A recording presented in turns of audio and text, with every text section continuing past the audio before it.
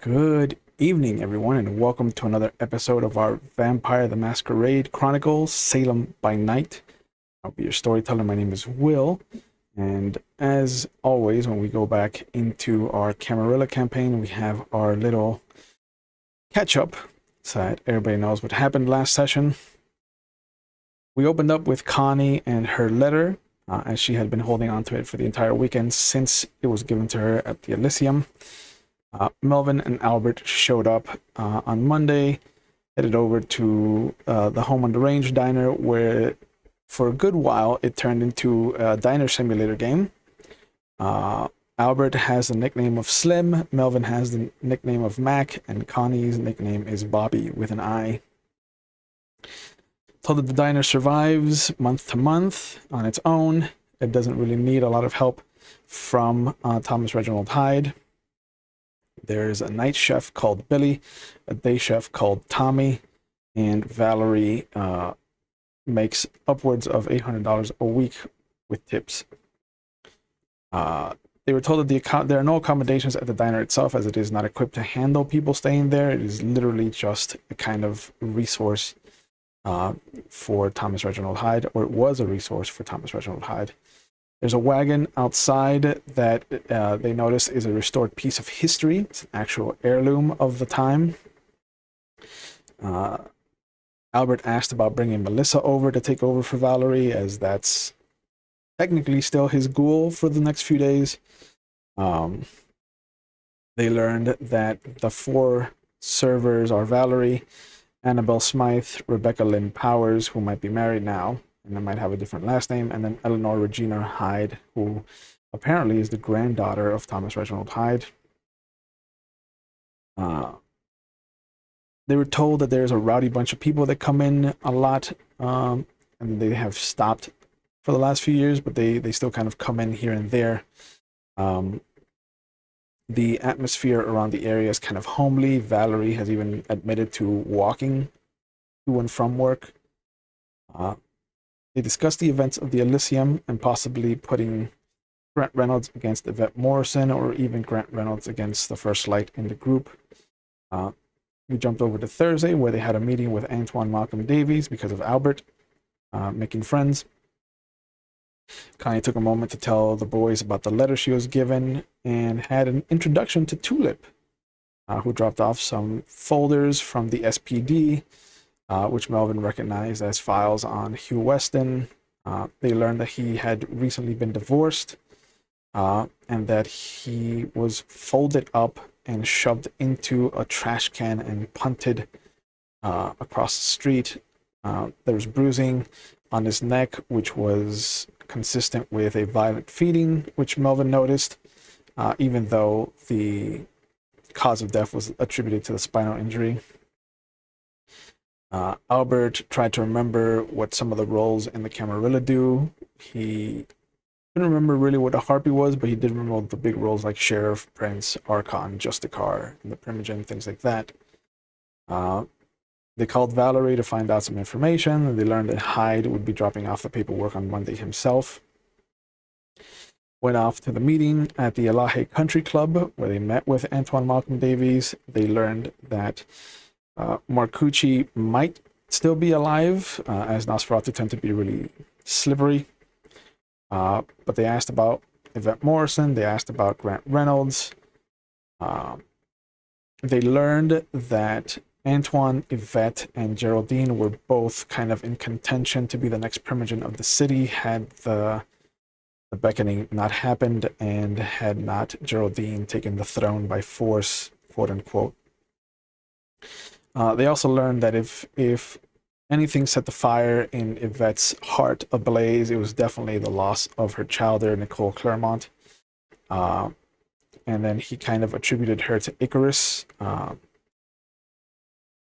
Albert revealed that they last heard of Jane Arwen when she walked towards the last call bar, where she had information and weapons with her, and then after that she just vanished.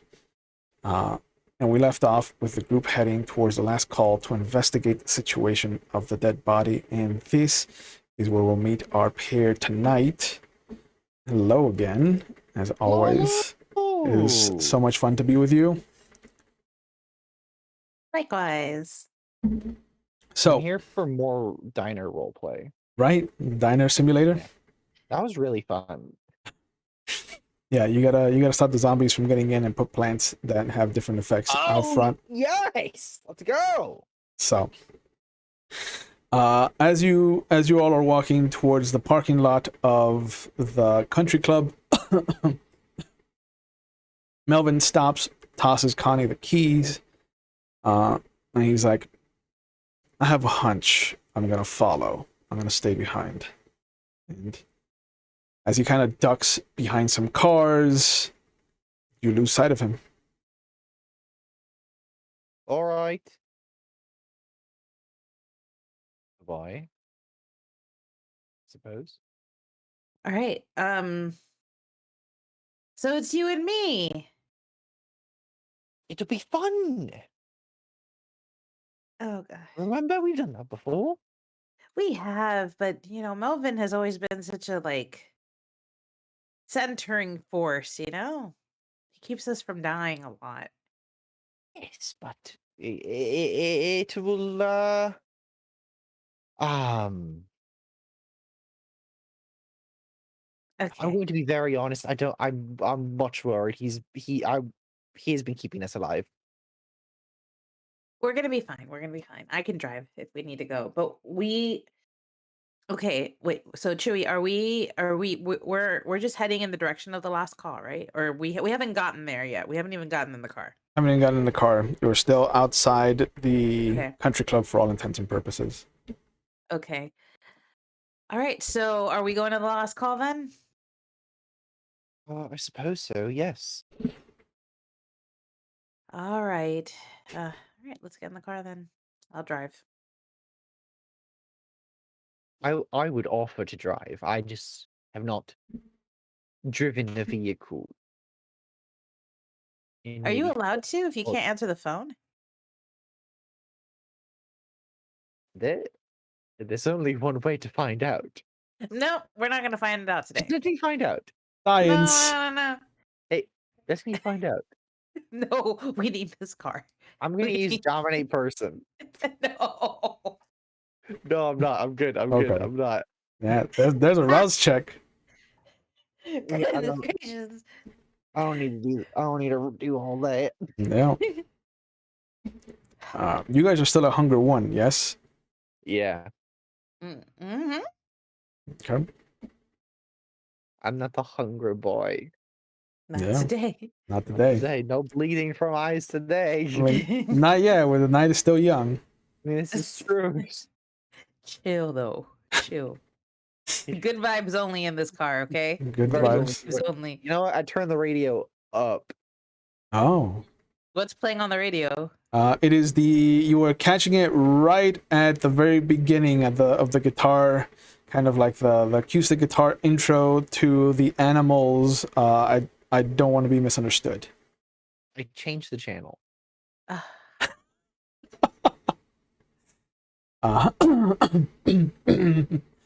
You catch the harmonica solo of the Doobie Brothers' Long Train Runnin'. Oh, I like this one. Do you like this one? Yeah. Is that a no? No. I have a lot of We can keep going. I don't know how many radio stations there are in the area, but we can keep going. No, no, no. It's just been a while since I've heard this song.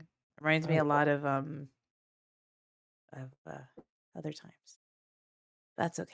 now I feel really bad. Do you want me to change the music? Uh, maybe. I Let's changed. just see what else is out there. Let's see I what else is out I there. change it one more time. All right. You randomly spin the dial in a direction, Yeah. and as soon as you find something that you can actually listen to, you find that there is a kind of Motown station in Salem that's playing Nina Simone right now. Oh. I'd heard before. Yeah, weren't you there when we went to that place and Nina Simone was playing? You mean Otis King's office? Yeah. Oh yes. This is Otis a King loves Nina yeah. Simone. Oh, if we play it loud enough, do you think he'll just show up? Is that okay? Is it like no, that's before my time. Don't forget it. Maybe. No. Crank it all the way up. Let's try and be inconspicuous. Yep. As you're blazing full volume Nina Simone down the street. Yeah, nobody sees us. I'll turn it down a bit. I genuinely want to find like, can I switch over to AM radio and find like someone talking? Oh, easily. All Easily. right, I want to. My goal here is to find someone who's like, and then these are these people, and they're sucking our blood out of our faces. There's the AM 710 as once it gets past like 10 o'clock at night, it has just nothing but conspiracy theorists. Oh, we're gonna stay there after 10 o'clock. Mm-hmm. Yeah. During the day, they kind of focus on sports and what's happening in the city, but after 10, they just kind of let it loose. And the only people that really take advantage of an AM radio is going to be conspiracy theorists. Like the guy on right now, as you tune into it, is talking about how Chichen Itza and the pyramids of Giza are almost super similar if you just kind of like if you increase the size of the bricks at Giza. I don't think he's onto something. It's a huge thing about how like there was one people at one point, and he doesn't throw the word alien around, but he does throw around like the word extraterrestrial and off-world origins. Really? Aren't you like a professor? No, I have a hunch. It's similar to Melvin, who had a hunch but abandoned us. I also have a hunch, but I'm not abandoning you. It is people are looking for bloodsuckers. So why not listen to why not find the drip where the spigot is? To speak in a plumber's term. You're not wrong. Sure. Exactly. So while we may have to, I don't know, listen to someone talking about this, maybe someone spout about how they were like an ex-senator, but they're actually garbage at politics, but now they have a platform to speak on. We have something to listen to. Maybe something to hear from.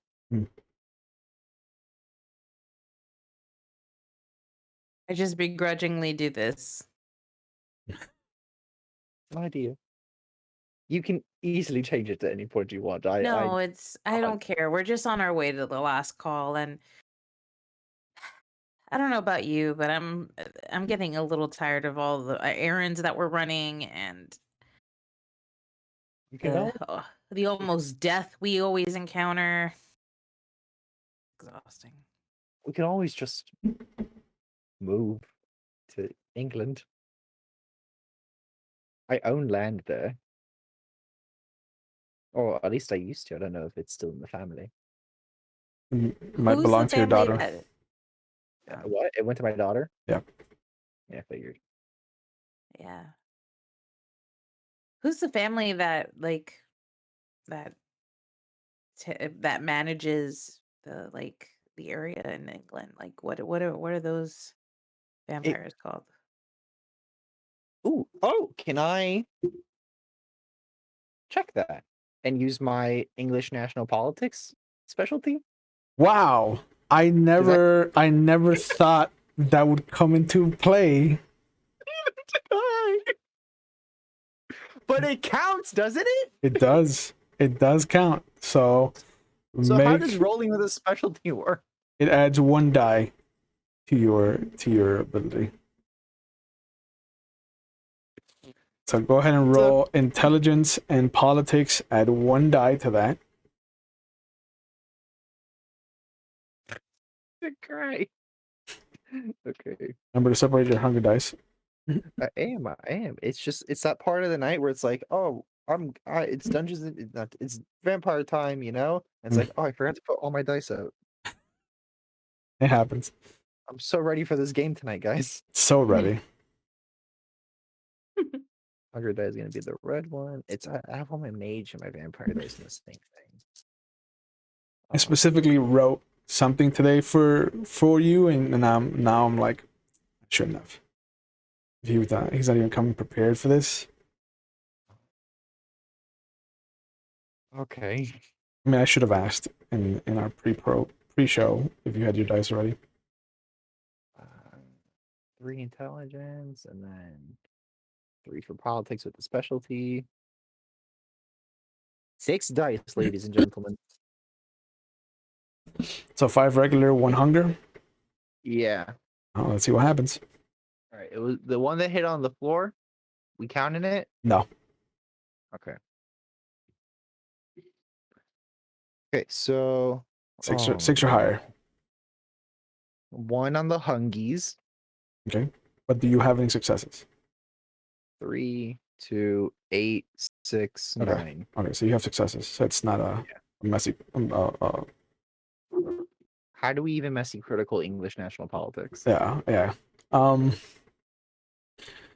Thinking back to your time in Italy, while you were kind of being groomed by Isabella and all of the kind of hoops that she had to go through to kind of get you paperwork and things like that, you recall that London has always been referred to as a Camarilla city. The kind of triad of cities, as far as the Camarilla is concerned, has always been Chicago, London, and I believe Washington D.C. Wow. But there isn't like a specific name for London or the group there. No.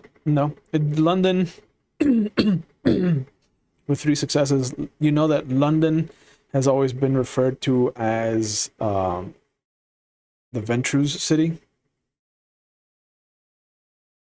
And you've even heard that London might have been ruled by the same Ventru for probably centuries.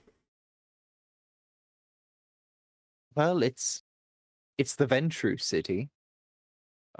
Possibly the same Ventru for centuries now. But it's Camarilla, in line with Chicago and Washington, D.C. Interesting. So, in theory, we could just abandon Salem. It would make for an interesting thought.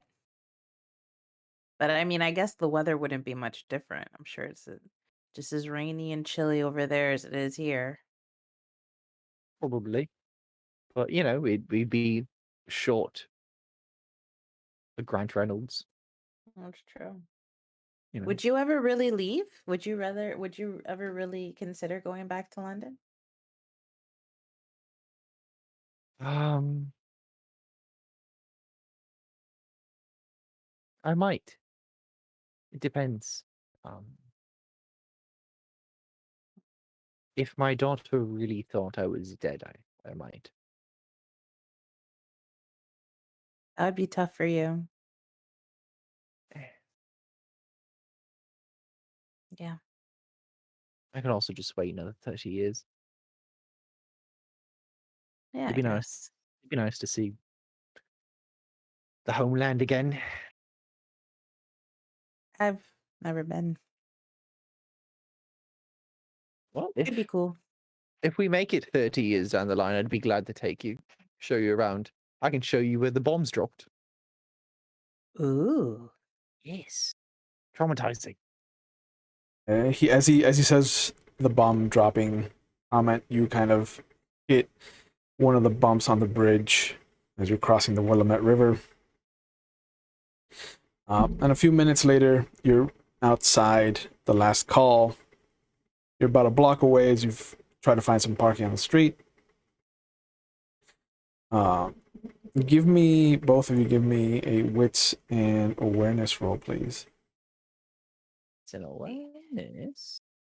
Wits on to awareness. What's my awareness? Oh, Awareness is 2, and wits is 3. I always get this confused. I don't. I replace one with my hunger die, or I just add a hunger die. No, you replace Both. one. Okay, fine. We got a 6 on the hungies, a 9 and a 10, a 5 if that counts. Nope. I know what 2 doesn't. Yep. 6 or higher. Gotcha. I got a 10 on my hunger die, Oh no. and I got a 7, a 4, and a 5. All right, so 2 successes and 3 successes. Yes. As you pull up, you're not really paying too much attention to any of the side situations. But as kind of Albert hops out of the car, he notices that there is a odd kind of scene in that as he gets out and he kind of looks down towards the last call bar, there is a orange and white tabby of a little tiger, of a cat that's kind of was walking towards you but has stopped and is staring at you.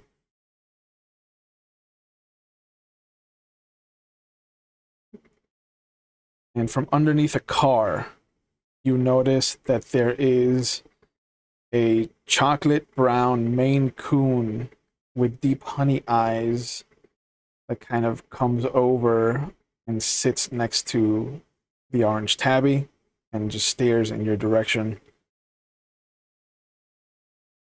And as Connie kind of comes around the car towards your side, a third gray-furred and blue-eyed chartreuse kind of comes out and also joins the 2 other cats. This one's a little younger, almost like a kitten.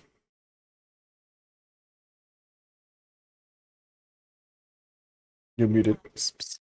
Oh. Oh, you can't No. hear him. I'm doing the piss, Yeah. piss, piss, piss, No, piss, yeah. piss. You're so soft. Oh. And once he starts making noise, you notice the cats. Oh, okay. What is this? Excuse me. There's some kitty cats. Some kitty cats.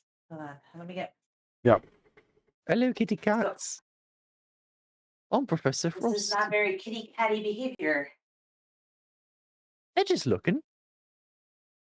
They're just being sweet little kitty cats. Hello. The orange cat and the chartreuse dart off across the street, but the Maine Coon sits there kind of staring at you. You're not sure, but there's a kind of shiver that runs down Connie's spine for a moment as you notice that there's an intelligence that this cat shouldn't have, like behind its eyes. Oh. I think this cat is protecting this Protecting who? area. This area. The area. We got to be careful around here. It seems like we have literal eyes everywhere. I really want to look at this cat. Connie, I really like cats. It pains me every time Melvin eats one. The other two have crossed the street and have now continued to stare in your directions. I really don't think you should pet this cat, though. I think if you're going to pet the cat, you may need to ask for permission. I think it's one of those situations. This isn't normal. Hello, little kitty cat. Can I pet you? And then I stick my hand out like this. Oh my Can I god. pet you, little kitty cat? Oh my god. You notice that unlike a regular cat that would sniff at your fingers, it doesn't move. It has kept its eyes locked onto yours.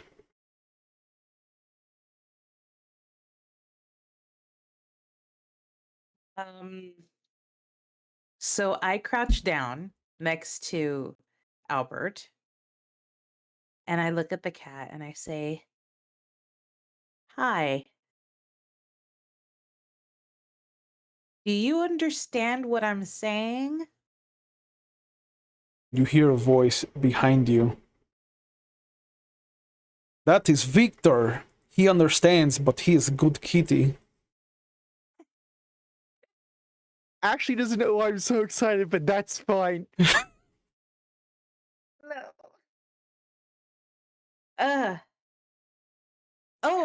Victor. Yeah. I look. I say hi, Victor, and then I turn around to I see. also turn around. There's no one there.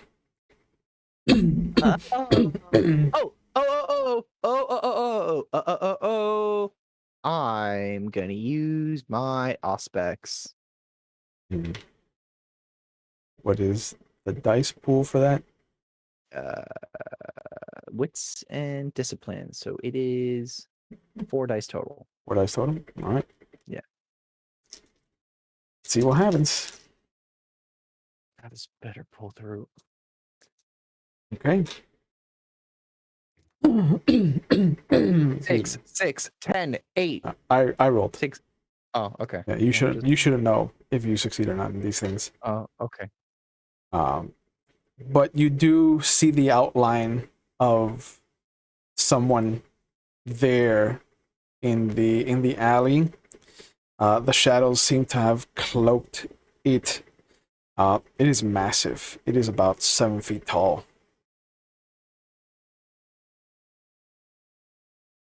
But you just hear, "Okay, it's time to come back." And Hello. you see all 3 cats kind of, the 2 that run across come running back. The chartreuse, the Maine Coon kind of goes over, and you see all 3 of them kind of gather underneath where Albert can see the outline of this thing. Are these your cats? These are my cats, yes.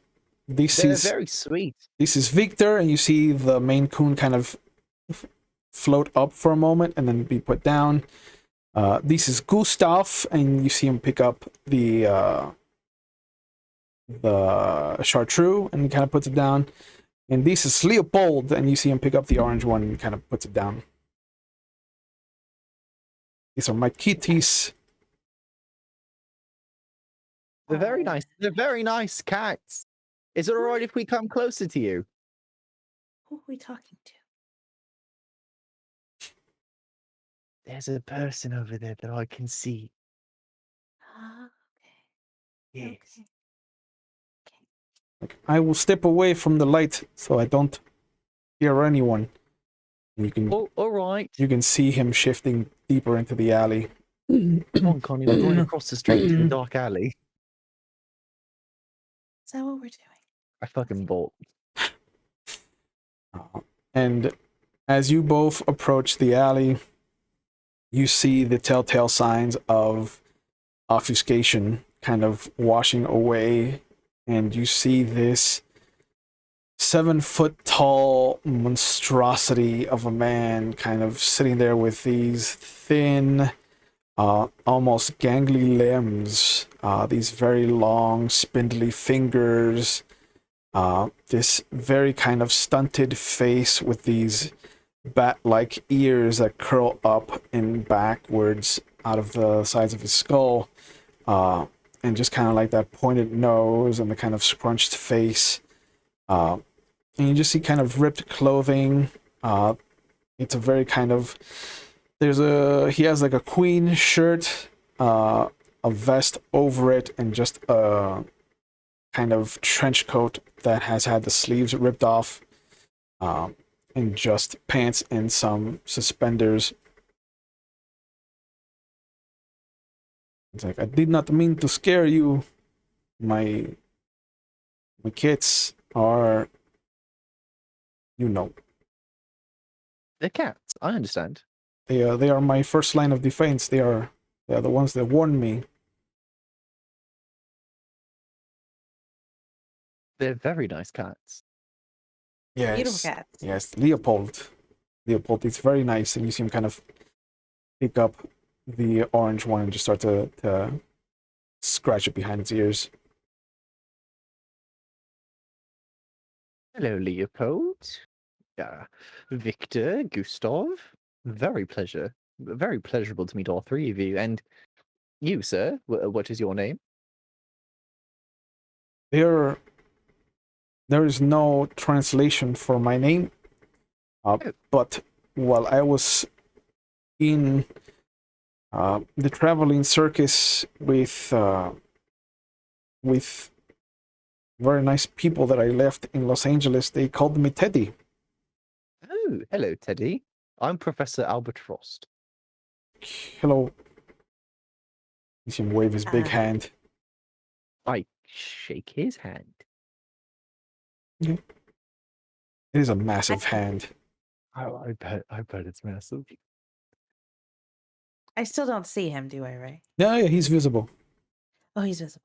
Okay. Yeah. Hi, my name is I'm Connie. Hello, Connie. Connie Eastworm. Nice to meet you. Nice to meet you too. You see him wave his big hand at you. Brings you here, Teddy. I was healing. I ran into lupines on the way towards Chicago, Oh no. so it was stuck here for some days. Oh, sorry to hear that. Hmm. Uh, I'm better now. that's good. That's really good. Have you had a chance to visit the bar? No, I don't go into places with people. That makes sense. Would you like something to drink? Wait, no, I understand. But don't mind that. I'm sure you're more than capable of finding something to drink. Yes, yes. My kitties help me to feed. Oh, I bet they do. I see it in my mind's eye. I bet it's brilliant, for lack of a better word. Just the techniques. He nods. For You see him yes, scratching all of their heads. these are beautiful kitties. Yes, Gustav is newest one. This is the little kitten. Yep. He is beautiful. He was left to die out in the wilderness. Oh, By who? I don't know. I saved him and made him part of my It's like you have coterie. your own. Yes, your own coterie. I was just about to say that. Absolutely. I like you, Teddy. He kind of smiles, and you just see this jagged mauve fanged teeth.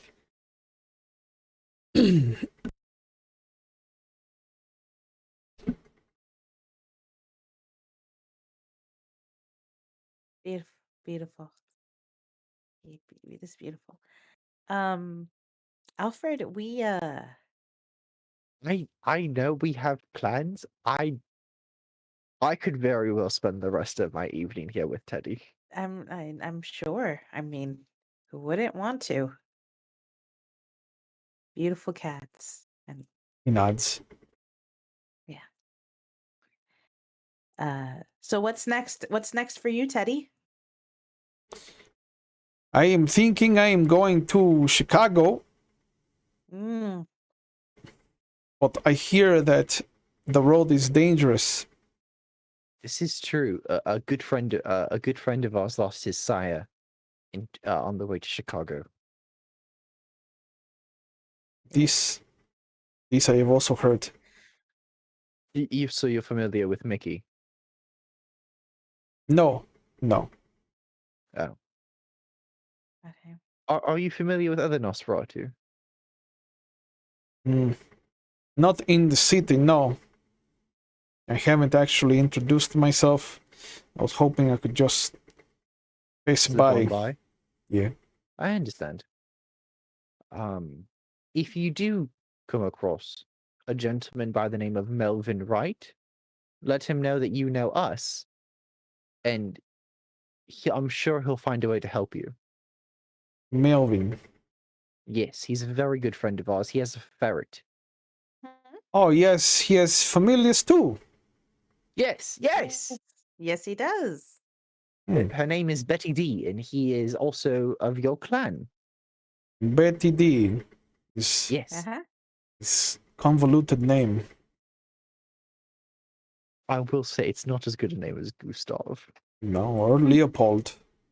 or Victor. No, these are strong names. These are good names. Yes. Royal names. Yeah, absolutely. If you get another cat, possibly Catherine, I heard she was great.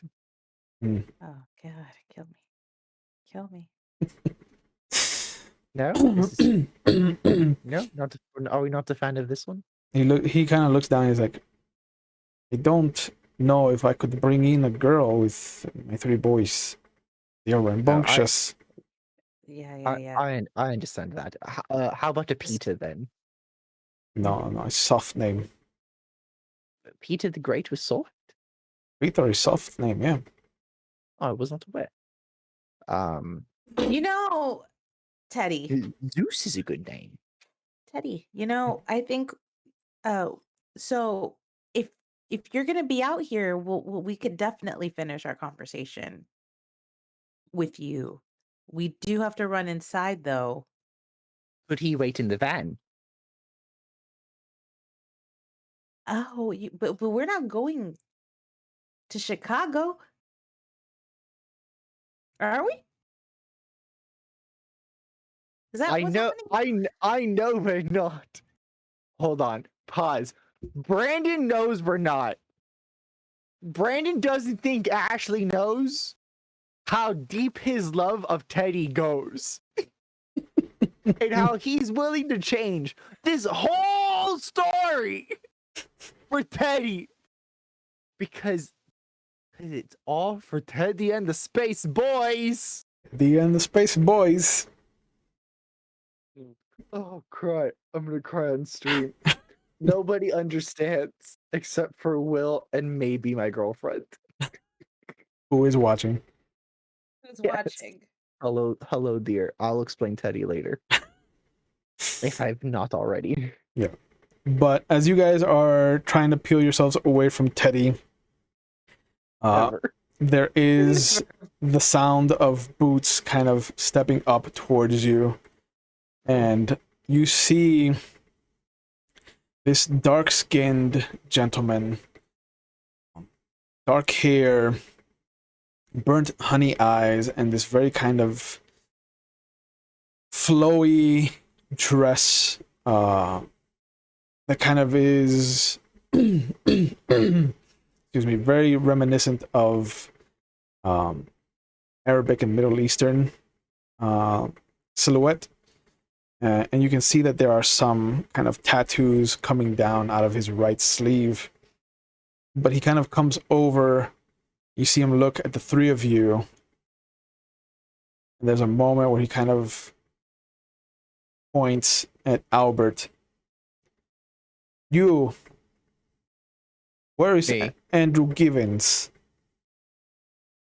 Andrew Gibbons? I don't know. You have his Why? stink on you. Andrew Gibbons. Andrew Gibbons. Oh, Andrew Gibbons. I, Oh yeah. Mm-hmm. I'll assist you. Who's asking? That's all I want to know. Was first the information, then the Last I name. saw him, well, last I saw him, I don't know. Last I heard him, uh, I believe, Country Club. Hmm.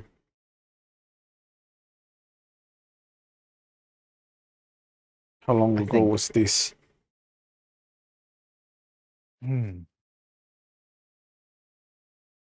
This, for lack of a better word, this morning. I understand. Yes. My name is Saif Najjar. Pleasure to meet you, Saif. Have you heard of me? I've not had the pleasure. No. Good. What have you? Why should I have heard of you? If I didn't want that to seem as rude as it did coming out of my mouth, but I hope you understand what I mean. No, I understand. It's just that those that have heard of me are because I I'm being am hunted by it. being hunted, yes. All right. I guess my next question would be, why are you hunting Mr. Gibbons? I believe he's the Tremere Primogen, no? No, he's not. I get that confused all the time. Who's in charge of the Tremere? Whoever it is, one usurper is no better than the other. Oh, I'm only oh, here for him. So, whoever it is, it does not matter to me. all right. Well,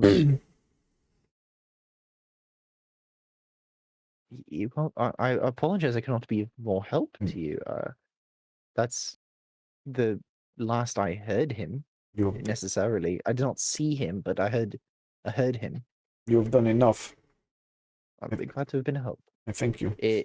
Is it understood that you did not get this information from me?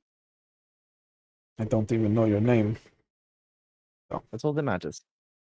He nods. I'll leave you to your business. Thank you, sir. It does not cross path again. I hope we never do. And you see him step away. Oh my gosh, what is this? I don't know, but maybe we should go to Chicago now. I think we might. I think we might have to go Chicago and London. Teddy, as creepily as possible, leans down in between the two of you, so that his face is like right eye level with the two of you. He's just like, that was a scary situation. I'm glad he didn't point at me. I'm also glad he didn't point at you. I'll have you know, Teddy, a lot of people pointed at me, and it's very scary. You are a brave man.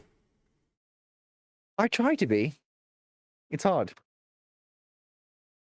Yes, he's a very brave man. He nods. Hmm. Would you ever be interested in going to London, Teddy? Is that on the East Coast? No, the British Isle, London. Oh, I have. It's been some time since I've heard it referred that way. As London? Yes. What have you heard it referred to as? It's always been Londinium to me. Londinium. Oh, I understand. All right. I don't know. What does that mean? What's Because Londinium? he's Russian. Ah, And also, Londinium is the original name of London. is it? 'Cause he's old. I'm not that old, so I don't know. I All right, understand. I've a focus in research. Londinium. Teddy, what do you know of Atlantis? I, heard it used to exist off Africa, but I've never been. Will, I have a question. Yeah. Does that coincide with any specific things in my research? Some of the more outlandish theories point to it kind of being in the Strait of Gibraltar. Africa, you say? That is what I heard. Who did you hear this from? Oh, Is this like a first-person account? no, it's story told to someone who's then story told to someone else who's then told to me. 3 persons of separation. Hmm. Teddy, you've just become the most important figure in my research. I guess this is happy day then. This is very happy day. I shake your hand, sir. He shakes it excitedly. This is wonderful because it could be off the Strait of Gibraltar. Do you know what that means? It means that this book is not just flabbergasted nonsense, but it's actually complete and utter truth. Or it means that all these other researchers don't know where they're looking. And if Connie, I have a new idea. Connie, we're going to Africa. Can't hear you. We're going to you two can go to Africa. And I- would you be interested? I'll in take over helping your me? property in London. I have Would you be I have no interested? desire to go to Africa. There are lupines in Africa. Okay, he doesn't want to go to Africa though. What are you gonna do? Now that I know there are lupines in Africa, this whole operation may come to a halt until I could figure out how to protect myself from that. The ministry is supposed to be in charge of Africa, most of Africa, at least from what I heard. The ministry? You have not heard of the ministry? No, this is a new name for me. They are a clan of vampires who dabble in blood sorcery and trying to get the masses to worship them like gods. It's like cult. But it gets very cult vibes. Do they work with the tower, or is this a separate idea? I think some might be part of the Camarilla, but they are not the norm. Of course. Have you never met the minister? I've never met the minister. Where's the minister? No, that is what they are called, ministers, because they are part I've of never the met a minister. No, ministry. I've not. He kind of pats you on the shoulder. They are assholes.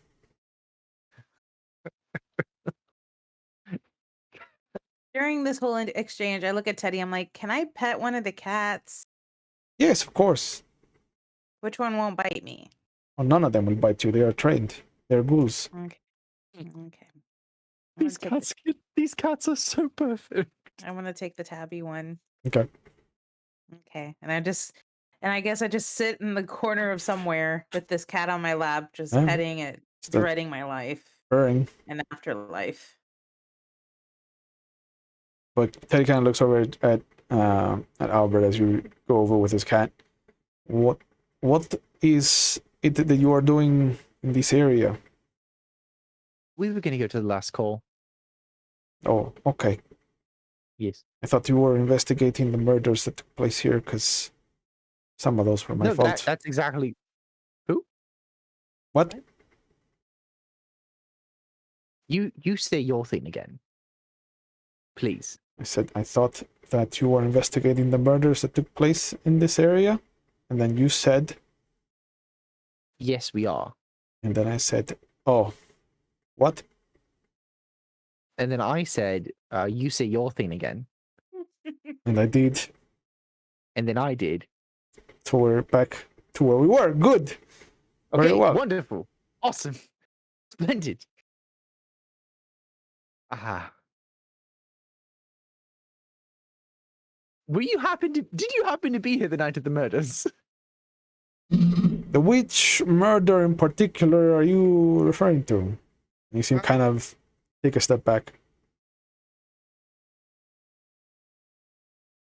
I will put it this way. Did you break a man in half? Because if you didn't, it's not you. No, I did not break a man in half. Then if you murdered someone, we're not looking for you. I did murder some people. I mean, if you want to talk about that, I'm sure Connie's more than willing to listen. I do know we're here looking for someone who broke another man in half. The only person that fits that description is maybe the tall man with the gray hair. He has a very quiet female friend who does all the driving. And a very nice but very, very scary looking associate who owns a motorcycle. The gray-haired individual. Hmm. Did you meet them? Did they give you names? Yes, I met them. I don't remember names. I apologize. Oh, that is all right. It was very intimidating. Connie, does this sound familiar to you? It sounds like someone we know. Tall, gray-haired man with a female friend who does all the driving. She was quiet, and then there's another friend of theirs who owns a motorcycle.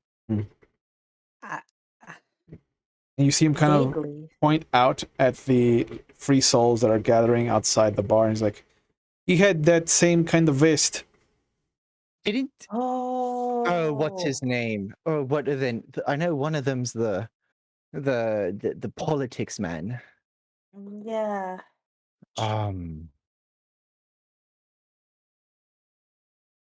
Oh, I have to go so far up in my notes. Daniola Bartley Gray. Is that someone? No. Andreas Barker is the name of the does that sound familiar, Teddy? To be honest, no, I don't. How about a former state senator, Erickson Wood? No, I would have remembered the title. I'm good His at titles. Mustang. I'm just bad at names. Oh, all right. I hope you remember our names. If You you are don't, you're Professor Alfred. And that is Shani.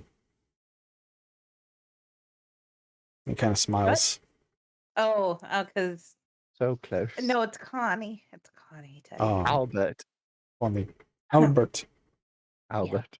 Yes. Connie. It's all right, Teddy. Yes. Teddy, do you remember what color hair the woman had? Black. I Like think that's the friend like her- Mustang. like her clothing. It's all black. Oh, yeah, it must be Mustang. Erickson, Andreas, and Mustang. Do you think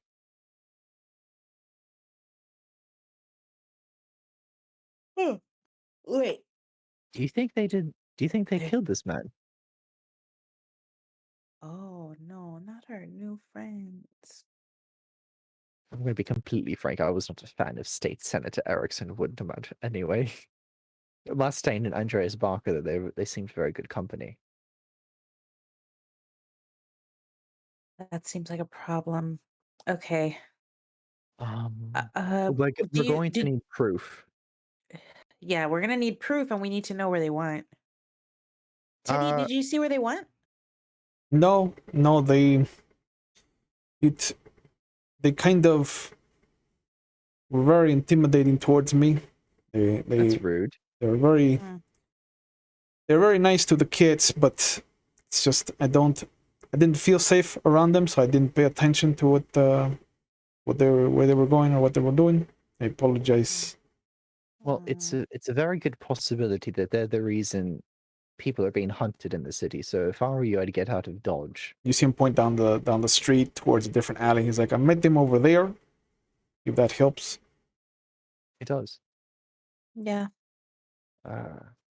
Thank you, Teddy. Mhm. I think we're going to continue on with our investigation now. Very well. I give each of the cats a head scratch goodbye. Yeah. And And- I give a little kiss to the little tabby and I Yeah. say, "You're the best part of everything." And you see him, they all kind of gather up in front of him, and he's like, "What do we say to our friends?" And you see all three of them kind of meow in unison.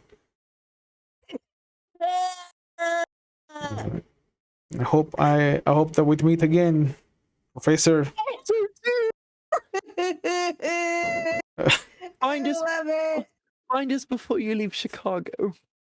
Yeah, be careful out there, Teddy. Yeah, you see him start to make his way, and just like Melvin, he kind of scooches down behind a dumpster, and then you barely hear him kind of walk away, but he's already back into his invisibility obfuscation, Honey, I want a pet cat. and you just see the cats kind of following wherever he goes. Oh my goodness. Honey, That was honey, cute. That was cute. honey, those cats were adorable. They That was had really great. such strong names. Yeah. They did. They had very regal names. Yeah. I thought Catherine was a good name. The last one to Yeah, kind but- of follow them out the alley and onto the main street is Gustav, who kind of just like looks back. Hi, Gustav. Then he kind of Hi. rushes off to follow. Be safe. Watch out for cars. I think if those cats were to die, Teddy would have murdered the family inside the vehicle. I'm pretty sure too. I think he would atomic bomb the block that he was in. Speaking of murder, let's go find out if our new friends are murdering assholes. Okay. Yeah, we have to do that. That would be Granted, we so can't- bad for the friendship. We can't really say they're murdering assholes because remember when you murdered someone? I've murdered a couple people. Yes, I know, it's a problem. What's your problem? It's fine. I've also murdered people. Yeah. One. Yeah, I think you I've murdered- did. I think I've murdered one person. Was it only one? It feels like one. The gentleman with the dog. You definitely murdered that person. You Oh, definitely I murdered know. that person. I don't think I did. I think I'm the one. I think I've murdered the most You people didn't- in the you didn't past want- week in our group. This is very worrying for us as a group. Yeah, I think I've killed like 4, 3. And we're talking about it so nonchalantly. Mhm. Yeah, we should really head over to the alley. I'm walking. I'm thinking about Africa. Oh wait, did that song come out at this time? No, right? Toto? I'm Yeah, I already know. Googling it. I think it came out in '85. I think we're a year before. 1982. Oh, okay. So it is out. We know it. It's I gonna bless take the over rains down in everywhere. Africa. Yep, that's enough. That's enough. Atlantis is there, and I'm gonna find it soon. Yep. Don't want to get strikes. Don't want to get strikes. I found the city of Atlantis. Yeah, no, but you keep going. You keep going. So, Atlantis. yeah. So remember this when they shut down my Twitch channel. I mean, we said it. We were talking about Atlantis. That's parody. You That's can sing that's allowed. different lyrics. You can be that- bad at the song. Okay, Yeah, you could do. It's artistic interpretation, bro. My sure. mother told me I can't sing, and that's saying a lot. Yeah, that's a lot. But you guys walk into the last call. I take it. No, I thought we were going to the alley. No, we have to go to the alley. Okay. We're gonna go to the alley first. Let's go to the alley first. Okay. Gather evidence. So all of you Evidence. roll wits and investigation as you arrive at the alley. I actually wanted to try and do a sense the unseen. Oh yeah. Yeah, I wanted to see if there was any ghosty ghosts, Oh, Oh. I'm or gonna roll wits and investigation. or another Nosferatu. Or a whole other Nosferatu. What's the chance we'll find another Nosferatu? We keep running into them. This is our third Nosferatu. Yeah, it is. Maybe we should all just become Nosferatu. I like being pretty. I mean, considering that there's only 3 in the city. No way. Yeah. Tulip, met Melvin. 3? We're Oh, so nice. 4 because of Melvin. Yeah, there's Tulip, Tulip, Melvin. JJ, Melvin, and the Oh, JJ from the Bronx. Primogen. Yeah, Malcolm. Oh, yeah. Oh, that's right. I completely forgot about the guy who introduced himself at the first Elysium. Mm-hmm. Yeah. JJ. Goodness gracious. We got the secret number 5, Teddy. Yeah. Yeah. Yeah. Our secret Nosferatu. Well, your secret Nosferatu friend. My secret Nosferatu best friend. And that's also not counting like anyone that Marcucci had on the Anarch side. Yeah, true. Okay. So I guess I'll roll for wits and investigation. Yeah. And you're Yeah. gonna try some. You're gonna try your thing. Yeah, I was gonna try and do Sense the Unseen. Yeah. As you both make your way into the alley where you think this kind of took place, Connie does her best Melvin impression, kind of squats down, tries to look at anything that might have been left behind, things like that. And as she does that, Albert kind of closes his eyes, reattunes himself to the forces of nature that he is privy to. And as he opens them, you see there is a gentleman that looks like he's dressed in a business attire, but he has his coat in one hand, kind of just dragging along. But you see that he is almost like cellophane, like you can see through him.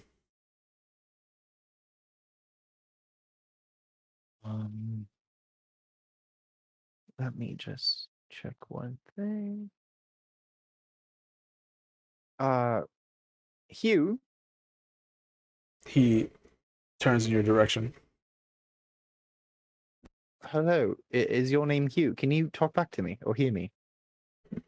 He nods. All right. We're here to solve an event that you're involved with. Do you happen to know if I were to say 3 names to you, could you nod yes or no as if you know them? You see him, Connie, talking into thin air. Oh, I'm used to this. Yep. Does the name Erickson Wood sound familiar? Shakes his head. Shakes his head yes or No. shakes his head no? No? Does the name Mustaine sound familiar? Shakes his head no. Andreas Barker. Shakes his head no. I then describe all 3 of them to him. When you describe Erickson, he kind of points at you. What does it mean?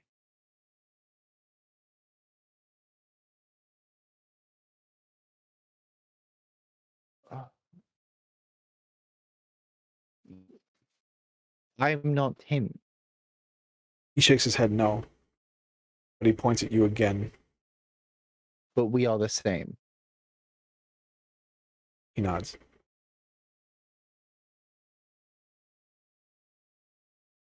Are you aware of what you currently are? He nods. All right.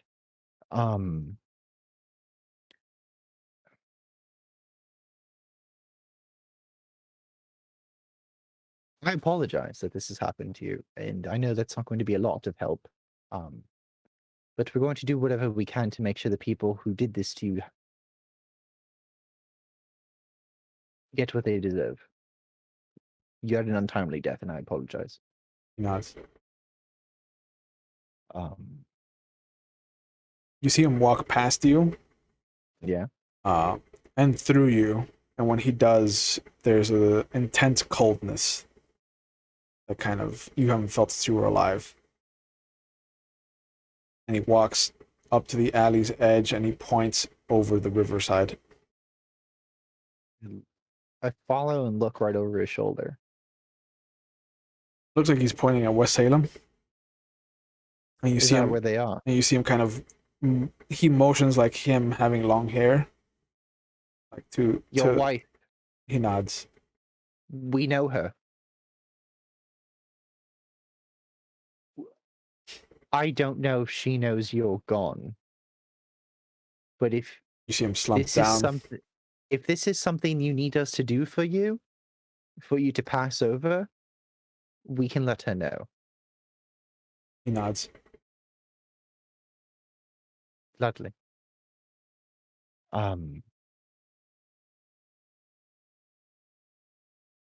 I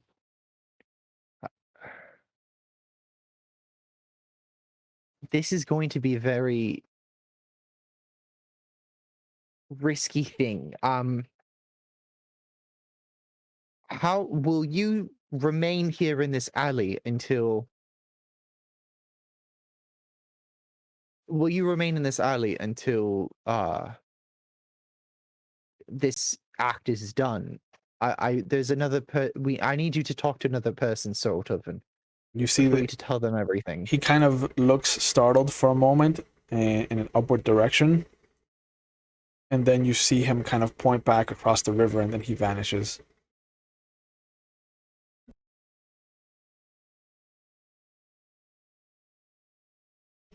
As Connie's looking around, oblivious to Albert's kind of Albert, you notice that one of the businesses has a shiny new trash can, whereas all the other businesses kind of have tagged up and rusted over and kind of dirty trash cans. The business nearest the edge of the alley kind of has one of the trash cans that's been, it looks like it's been replaced by the city. It has like one tag that's been put on it. Interesting. I approach it. Yep. As you do, the door to the business opens and you see this kind of scrawny Chinese American kind of come out. He looks over at the two of you. There's no food here for you. I'm looking for my earring. Oh, I thought you were homeless. Sorry. How dare you? You see him open up the new trash can and kind of dump the food in there. Goes back into the business without an apology or any like acknowledgement. Okay, so I'm going to, at this point, I'm going to use my silence of death Hmm. a bit. And I'm going to go check again. I'm just going to look around because I don't want to look into this trash can, but I want to look around the trash can. Like, see if it, if it's new, then there was something that used to be here. Yeah, and you can see the scuff marks of what looks to be several trash cans that have been moved around and whatnot. And some of the other ones match the kind of wear and tear at the bottom, but this one doesn't. And as you move them around, you also notice a bit of a blood spatter on the floor. Hey, Albert. Albert, Yes. I think I found something. I found a lot, but you go first. Oh, just I walk over. Yeah, please walk over. There's blood. Oh, blood. This is where it happened. Oh my. All right. But this trash can is new. So whoever died is in that old trash can. I think. I have a feeling the old trash can was found on garbage day. And that's where the dead body was found.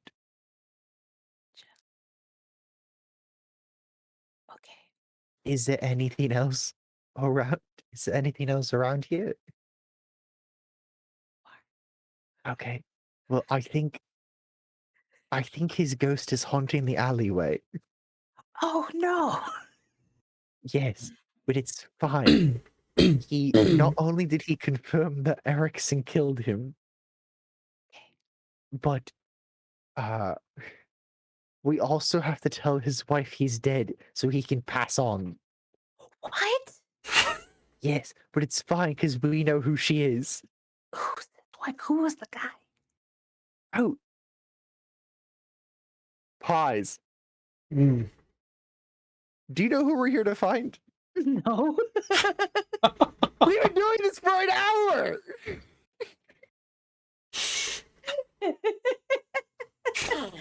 Times are hard. I got lost in the story. You started talking to kids. I got lost.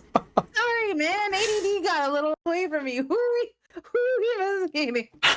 We're here for that guy's dead brother, and Okay. then his wife is the head waitress All right, at man. that diner that we own. Shit, you're right. Oh my Teddy. god. Teddy, Sorry. Teddy, Oh my God, I'm fired. Teddy I'm and his fired. boys are hypnotizing. I will say that. can't wait. I got so into it that I was like, oh, maybe it's a different, I don't know, but yes. What's Oh, gonna this happen is, is oh God. Oh, we gotta go talk to Val. Oh no. Jeff is gonna watch this episode and he's gonna be like, I can't leave these two You alone. can't leave them alone. I I can't can't leave wait. them alone. And you know Can't what? wait. You were, yes. You're right. You're absolutely You're right, Jeff. absolutely right, sir. Jeff, come home. The kids miss you. Where are the kids? Dad, please. The animals are running the zoo. The animals are running the zoo. Yep. 1984 all over again. You need to make a phone call to the diner that we own. Yeah, we gotta do that. Okay. Okay. Oh, great.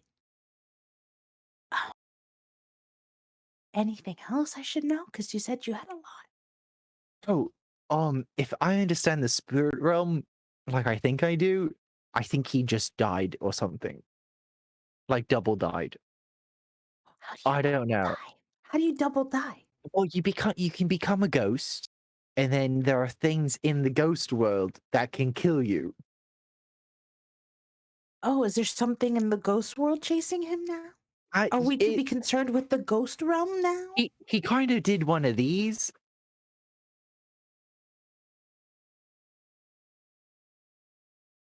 And then he left.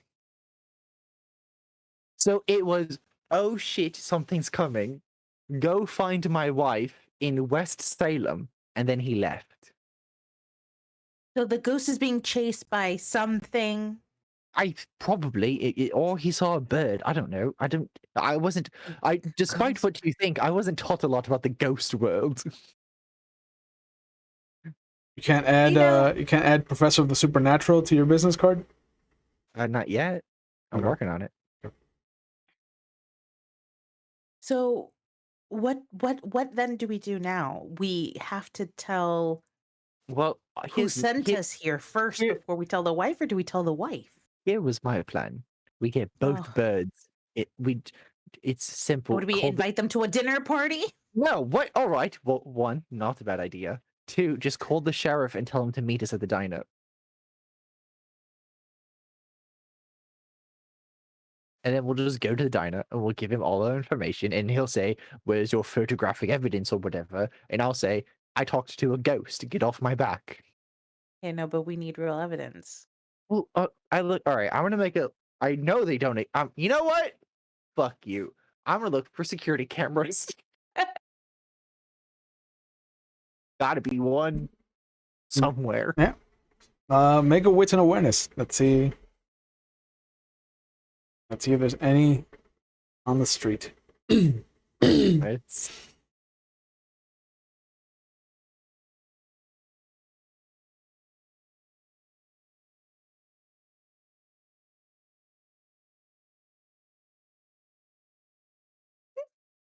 how does willpower work? You can take a superficial point of willpower damage to reroll up to 3 non-hunger dice. Okay. Is it that bad? I want it to be good. Oh. Yeah, that's what I wanted. All right, I got a 10, a 6, 4 on the hungy. So 2 successes? 10, 7, 6? All 3 successes. Okay. Yeah. Looking around the alley, there's nothing. There's no cameras in the alley itself. Going to either side of the main streets, though, does kind of produce something, as there is a pawn shop that looks like it has one of those dome cameras right outside its door. Okay. Right. I'm going to scour my notes for. Wait, do we have the documents with us? No, they're at No, Connie's house. Melvin has them. They're at Connie's house. Yeah. Of course they are. Did we? All right. What day did they die? Did you die? Good question. It would have been sometime during your 2-week downtime. I know it was the day before he was handed his divorce papers. It was the day after I he know was that handed one. his divorce papers. I thought he never got the divorce papers. That was the sad part. No, he did get them. That Oh, was the okay. sad part. Okay. You died the day after he got his divorce papers. Yeah, so it must have been sometime at the end of May.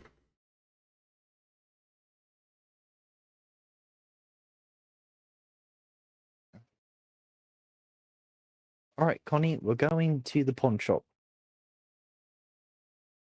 And you're going to ask for the video evidence of when these 3 folks left the alley.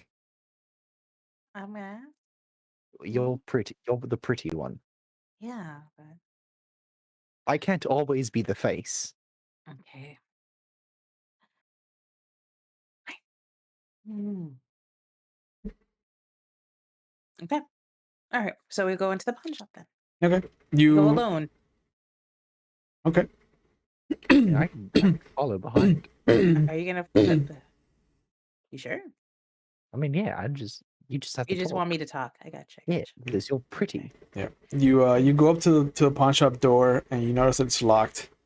And after a moment, you see somebody like peek up from the counter, and you hear that to buzz you in. You walk in, and it smells of cheap aftershave and like fruitcake. Ooh. There is a rug that looks like it hasn't been washed since it was put in 1972. The ceiling is a tinge of yellow from all the smoke that has kind of seeped into it. And as you walk in, the guy behind the counter is this old man. He's got a little bit of an unkempt beard that he tries to kind of like pat down as you walk over. He has this long kind of graying hair.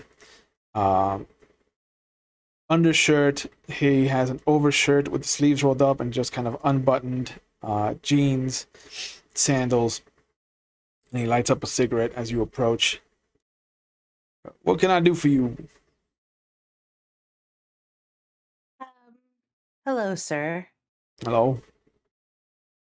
My name is Calliope Forsyth, Eating myself. and Ron? my name is Calliope Forsyth, and I'm investigating a car robbery that took place in the alley across the way. You are one of the few who have cameras in the area. I was wondering if I might be able to speak with you and hopefully acquire a copy of your surveillance tape from the past couple weeks. He takes a long drag. You got a badge, Mr. Forsyth? I do. Just one moment. And I start rustling through and I'm like, it's in here somewhere. Oh, jeez. I think I left it in the... Robert, do you remember where I left my badge? It might be in the van. Oh, it might be it. Sir, I apologize. I'm not a that kind of investigator. I'm an investigator with the insurance company, and my badge is stuck in my van down the way, and I would love it if we could just move forward if possible. Yeah, we'll move forward and you bring a badge. Let me see him take another I'm drag. gonna- I would like to get close to the gentleman then, Okay. and I am going to mesmerize him. I was gonna say, because I don't have mesmerized. I don't know why you're making me talk to this guy. I thought you'd just be like, "Hello, I'm woman. Give me what I need." Just he like took that. He took long drag and That said, somehow has worked for you in the past. I couldn't just show my boobies at the thing in here. But you weren't here So- for that. Manipulation and discipline. Yep. So you're gonna rouse too, yes? Yeah. Let's double check. I believe dominate 2 has a rouse check.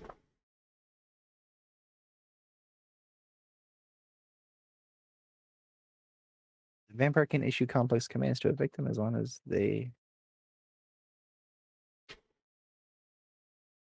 My little Oh, thing it's here doesn't say quiet anything and- about a rouse check, but I think you would know better than I do. Yep. Cost 1 rouse check. All right. So it's just the 1 dice. 1 dice, 6 or higher. You get no bad shit. Lower than 6, and we get to experience a memory together.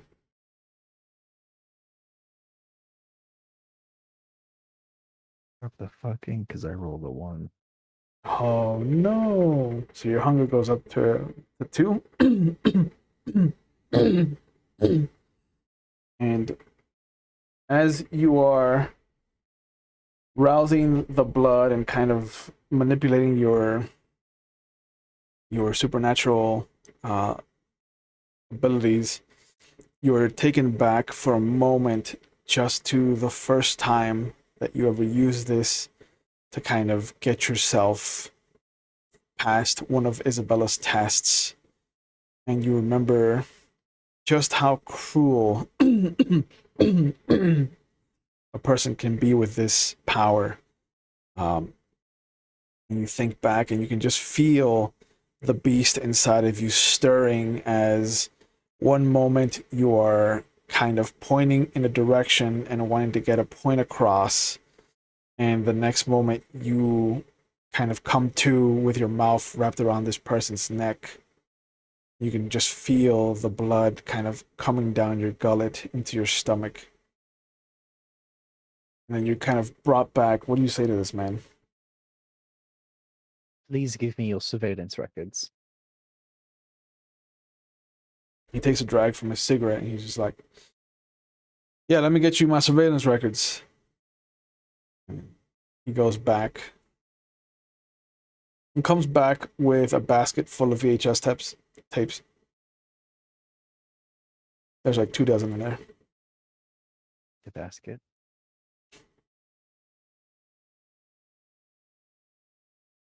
All right, thank you. He kind of looks at you. You see him shake his head a bit. He's just like, oh, Thank you very much for your help, and I walk away.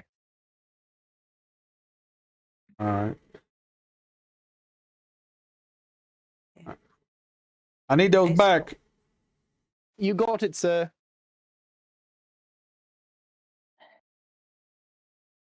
I'm sorry about that. I'm just I'm not in my head today. You're talking to me or to him? To you. Oh, it's fine. Let's leave. Okay. Bye. Nice rugs. Hope you sell them. I'm hastily walking to the car. Yeah. As you guys approach the van, you see outside of the last call, about a block away, it looks like Samantha's talking to somebody. And there's a heated discussion by the looks of it. There's arm waving, there's pointing. And then there's a moment, excuse me, where Albert is suddenly aware of what is really happening, but at the same time, Connie is kind of caught off guard as you notice that the woman that's arguing with Samantha suddenly kind of throws a punch, even though she's a good like 4 feet away from her.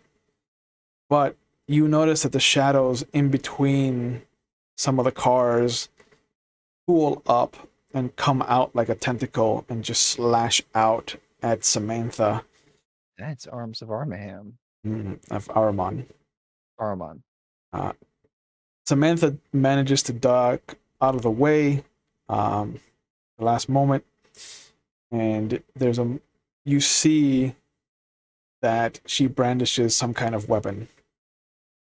And I give the tapes to Connie.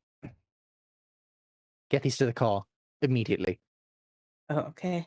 Oh, And I bolt over there. okay. okay.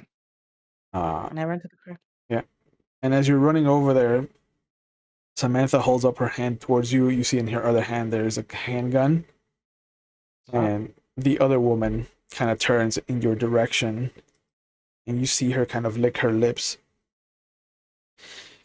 There's a moment where you feel the beast inside of you recoil.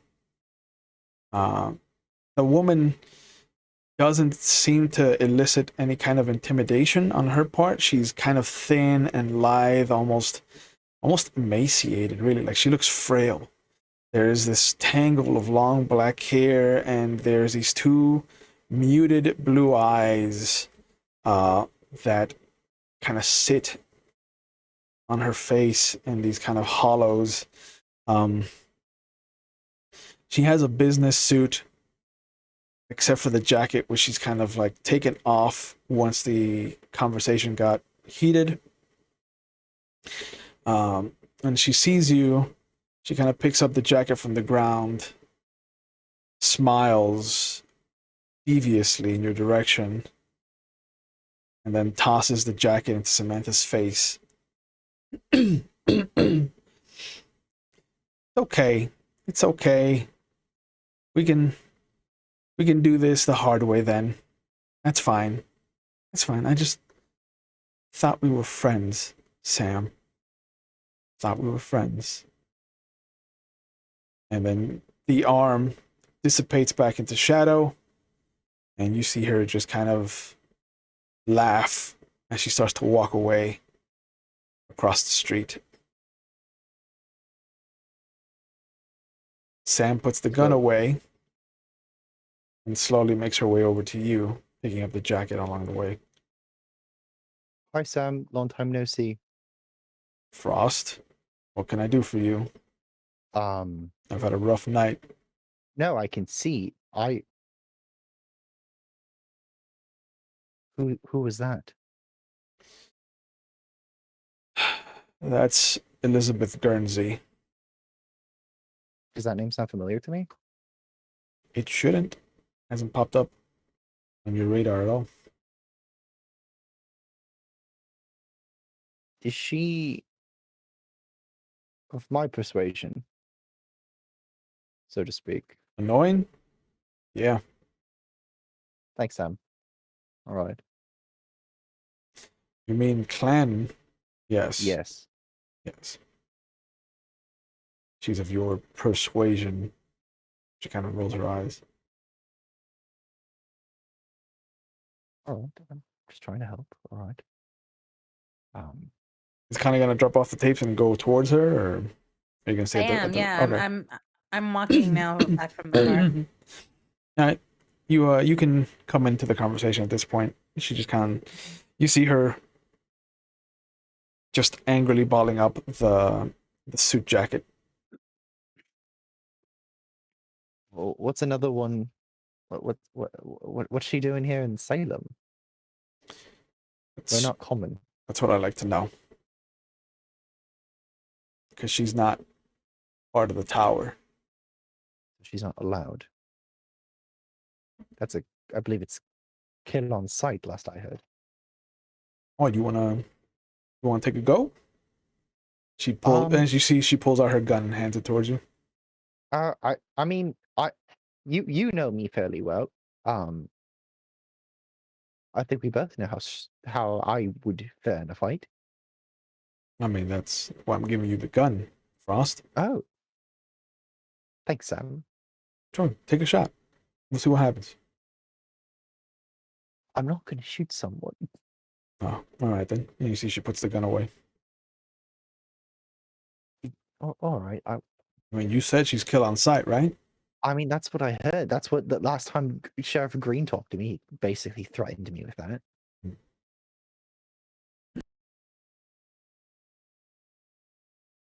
Are you okay? Yeah. It's gonna take more than some shadow trick to get to me. All right. All right. Doesn't make sense that she's here. When was the last time you saw her? Maybe a decade ago, more. What did she want from you? She wanted to know where she could find the Primogen and where she could find Geraldine. Why? She wants to take them out. Is she an anarch? Oh, of course. Well, Yeah, I I'm think assuming that's she's out. safe I'm to say. assuming she's out of Chicago. No. No. She's that's an LA bitch right there. Oh. Never had the pleasure. Oh, I'll introduce you next time. Oh, I do actually. Well, no. It's too late in the day for me to be running my mouth. It is. Is Miss McGinty in here? Is she here? No. No. All right. Otherwise, things would have been different. I presume.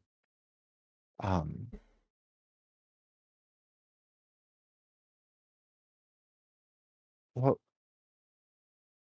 I'm sure the both of us aren't much help, but if need be, we're here for you. When it comes to beating up an LA bitch, Oh, so to speak. yeah, I appreciate that. But I'm all right. I got those new people. The Senator, Mustang, and Andreas have been spending time here at the bar, so I got them to call on if I need them. It's been a while since I've been here. We possibly might have to come back, Connie. Back when I'm not just in downtime, hanging out with you and Miss McGinty, Sam. Yeah, good times. Yes. I'll Oh, give me 1 second.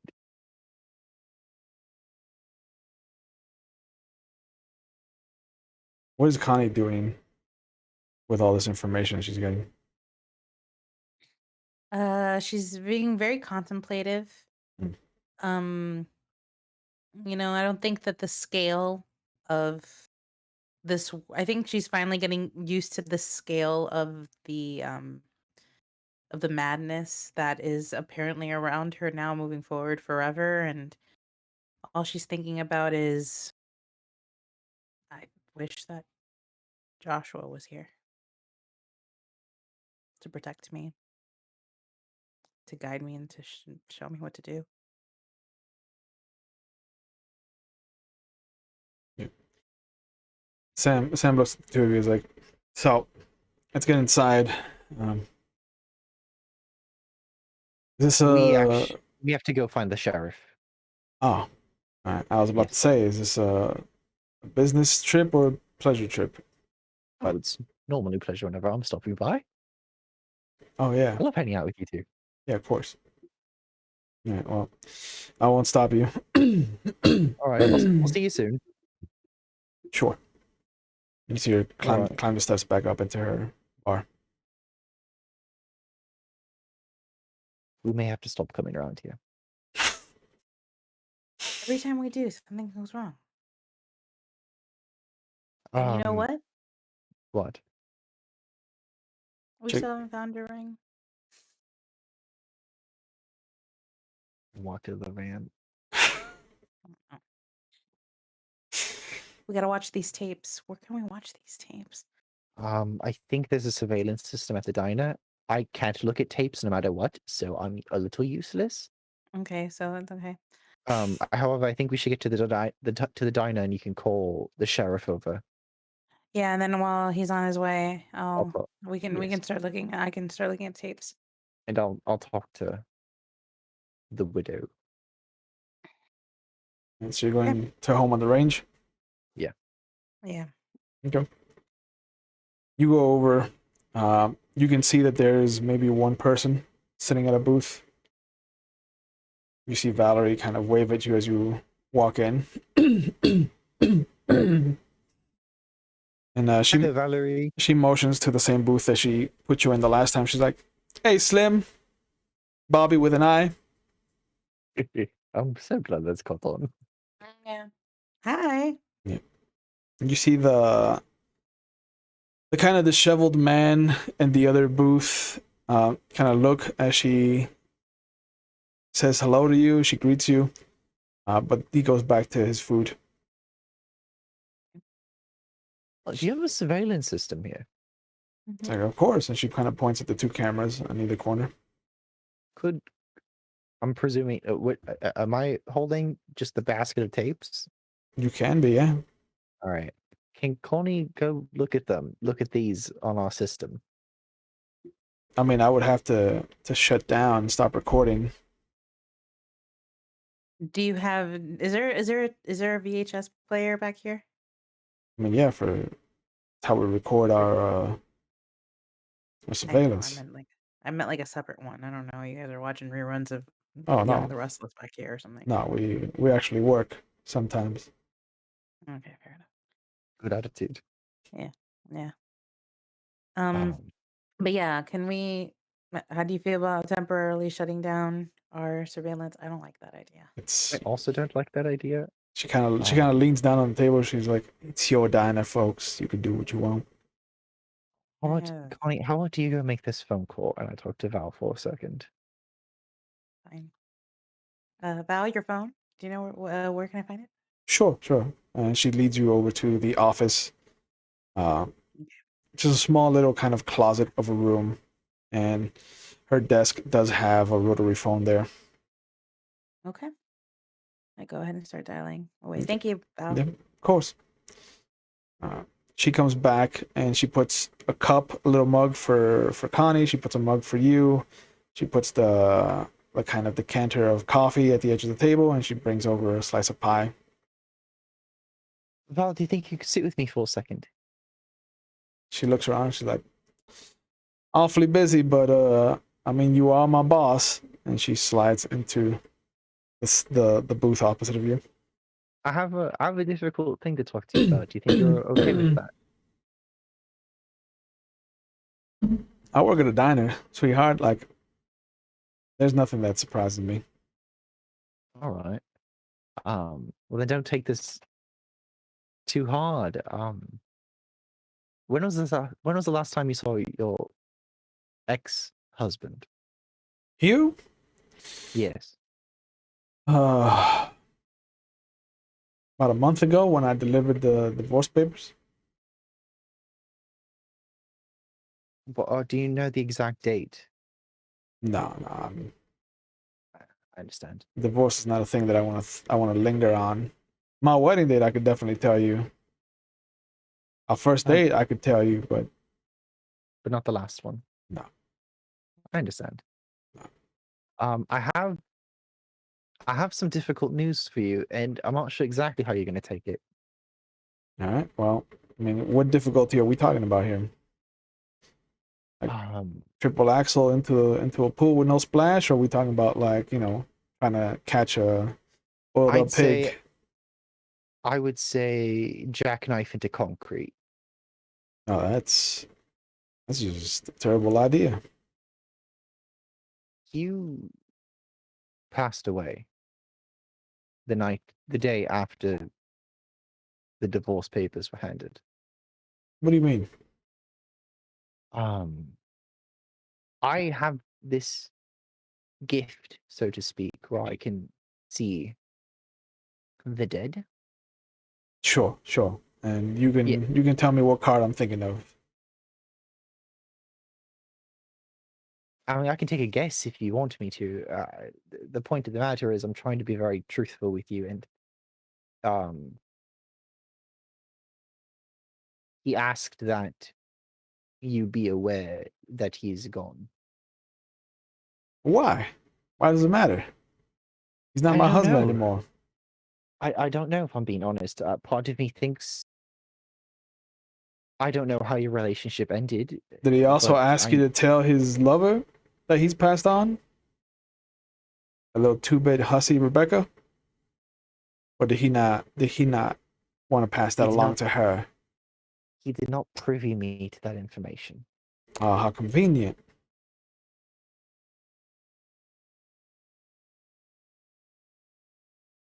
If it makes you feel any better, I think he died in the afterlife. And it doesn't. He was a scumbag, but if he is dead, then he's in a better place, I guess. Depends. He's gonna smoke himself to an early grave.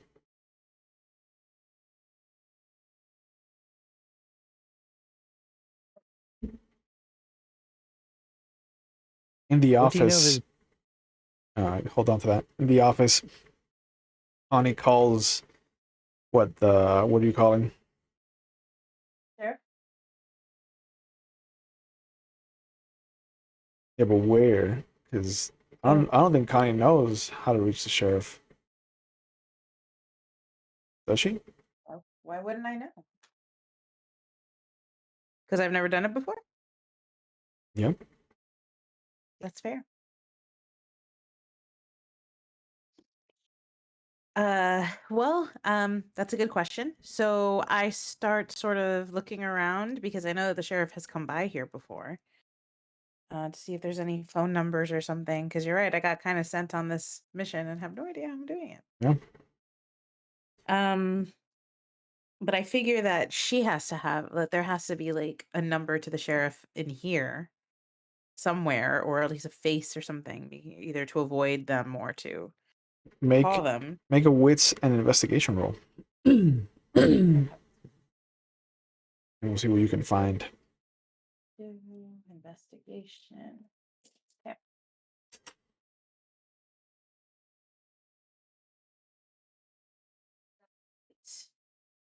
2 8s, a 6, a 5, and a 3 on the hunger dice. Okay.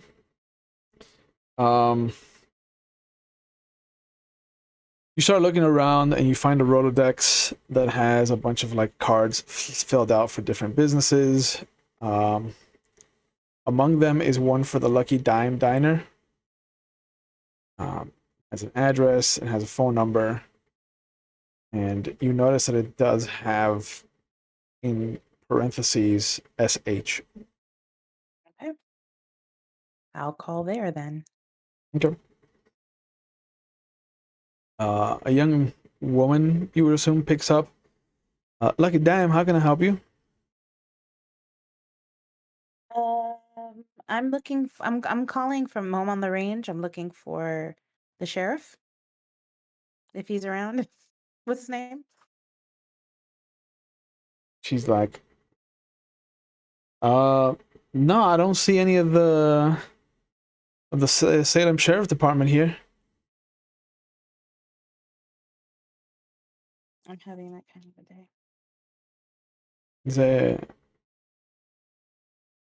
I'm looking for a regular.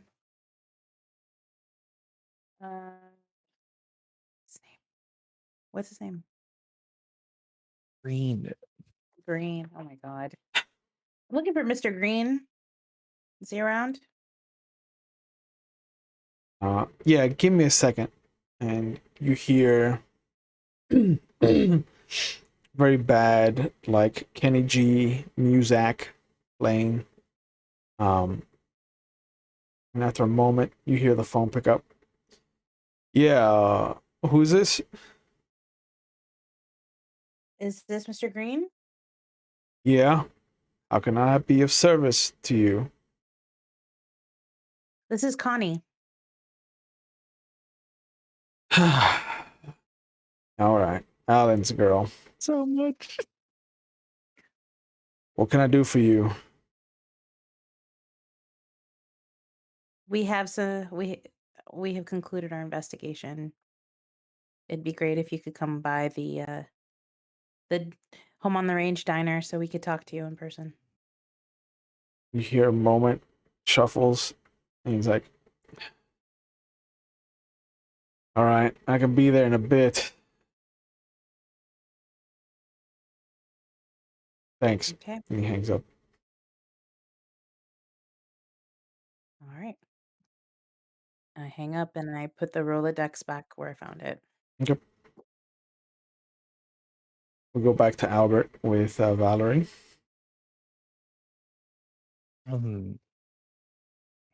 Did you know anything about the rest of Hugh's family? I'm not sure if I need to make rounds or anything, or if you didn't have anybody else. I mean, I can get the word out. You don't have to worry about it. All right. They won't take kindly to it coming from snake oil salesman like you. No offense. None taken? I suppose. Yeah. Right. You see Connie start to come out of the office. Trying to do my one good thing a day. Oh, all right, man. When I approach the table, I look at Val and I say, "I'm so sorry for your loss." She gets up and she lets you sit back down. She's like, yeah, I mean, I lost him a long time ago, so. Oh, that's breaking my heart. Okay. We're expecting another, I presume. Oh, all right. I'll bring you another mug then, and another spoon. She goes over behind the counter. She comes back with another mug. Puts another spoon on the plate. Anything else? Connie. Connie? Yeah. He's on his way. Nothing else then?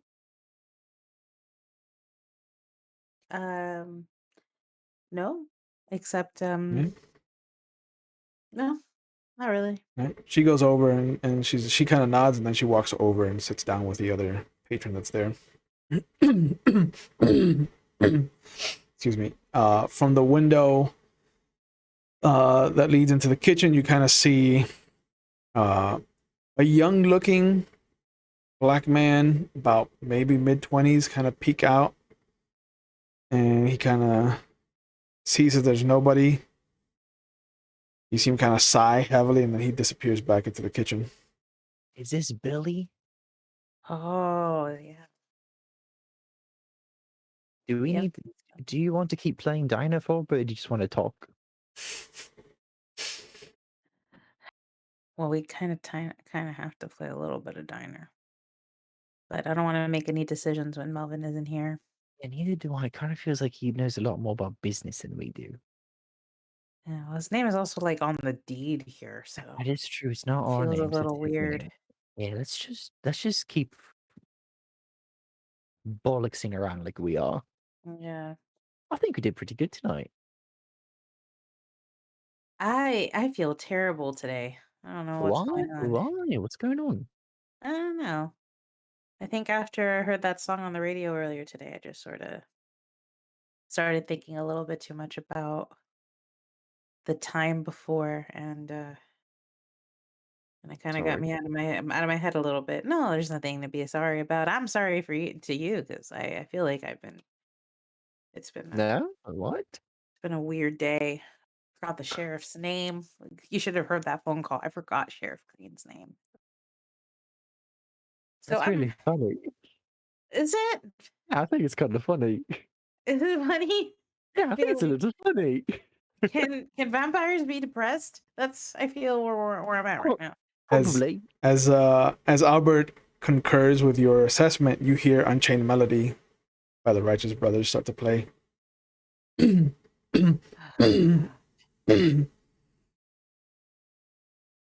this one. Yeah. This is a good one.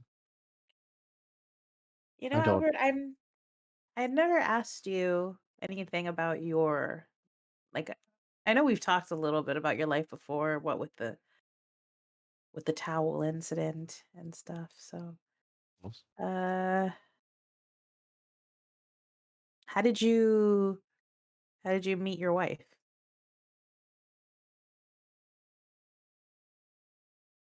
Um, Anna was friends with my little sister. Um,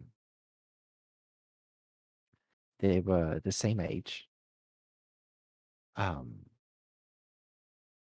and she came around so often that well, how do you not fall in love with someone? I tutored her in her history lessons. She was failing miserably. But one thing led to another. My sister had an extreme issue with it, but I didn't care. We got married about uh, 4, 5 years later. We moved to America. Um, God, what was it? 4 years before I passed away. Just trying to seek a better life. The war kind of dragged things down for both of us. Um, my daughter was born Slough. She's, despite what she tells all her friends, she is not a true American citizen. She is European, like her father and her mother. Um, I was there when Hannah died. She she was 60 years old. 1975. We're coming up on 10 years. Did you think did you ever think about turning her? Every day. But that's just not a life they can bring somebody love into. Immortality is wonderful, yes, of course, but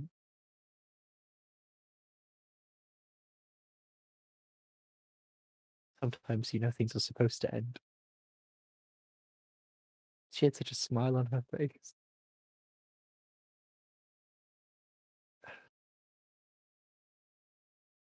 I'm just grateful she died at night. I'm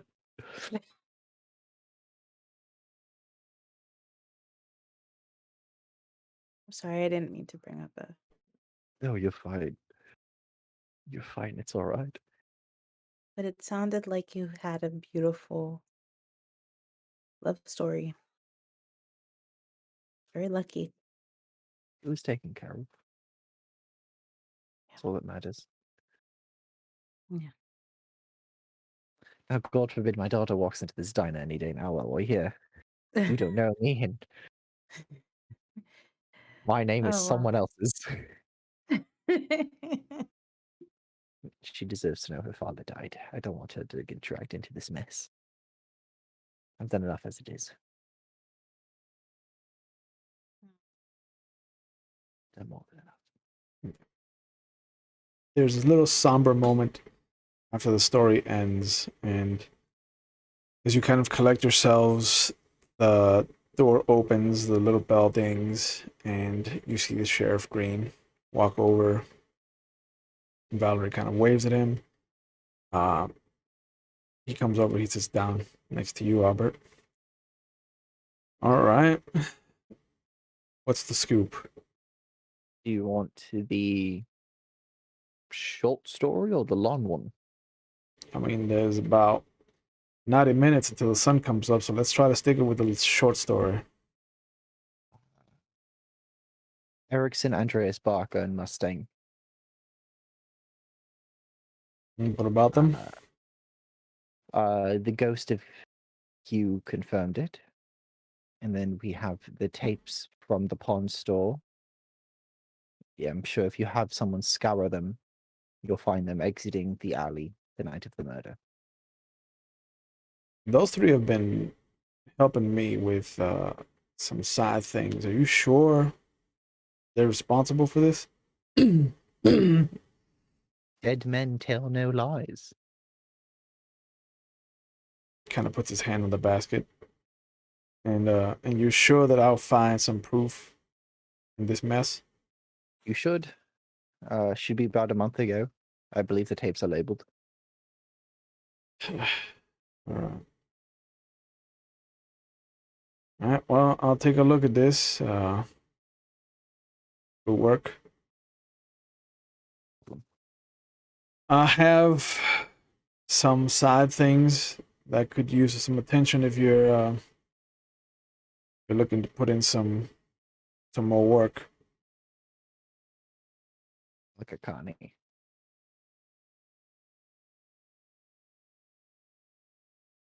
Whatever you need, Sheriff Greene. All right. Let me get my folder then. And he grabs the basket, takes out his car, comes back with a folder. It's like we've had an influx of Caitiff. Seems somebody's forcing themselves on innocent people and making vampires out of them. What clan? That's what Caitiff means. Professor Oh. Frost is they're clanless. Nobody, Oh. because nobody has stepped up to claim them. There's nobody to teach them about the blood that kind of is coursing through their systems. Oh, so they don't know what power they possess. They don't know. Luckily, Andreas kind of put me into one of the first ones that kind of popped up. Seems that one of his club members was turned while they were escorting Mickey to Chicago. And he pulls out a picture of what the guy looks like. He's like, but these three have turned up recently, and I need to find out who's doing this and why, because these... And he kind of... You hear him lower his voice. He's like, these are Sabbat tactics. These are the kinds of things you do when you're building an army. Because you don't care about chowder. You care about bodies. You care about people soaking up damage for you. This has Grant Reynolds stink all over it. He kind of looks around and he's like, where's Melvin? He said he had a hunch about the case that we were on. We split parties. Fuck. All right. I hope he's still loyal then. But here, No doubt he would be. these three are the newest that have popped up. I can only assume we're going to be seeing more of them as days and nights kind of push on until a breaking point happens. Geraldine doesn't know about these guys. So if we can try to keep all of these Caitiff under wraps as long as possible, I would appreciate that. When we find one, what do you want us to turn them to you, or is this something that we need to take care of? As of right now, we're trying to figure out if anyone can lead us to a possible sire or sires, if this is a mass kind of thing. Excuse me. But I'm assuming that most, if not all, are going to be terminated. But not by us. No, I don't think you have to, unless you have to protect yourselves. In which case, I grant you the wherewithal to defend yourselves with extreme prejudice if you have to, but only against clanless. Right. I don't think this is an open invitation for you to start fucking creating issues in the city. Sheriff, look at me. Do I look like someone capable of following through on an issue? I guess you don't. Exactly. However, speaking of issues, um, I do you know the name Elizabeth Guernsey? You see his brow furrow, and he looks at you. He's like, "How do you know that name? I met her this evening. You met Guernsey, and you're still alive." It was very brief. No words were exchanged.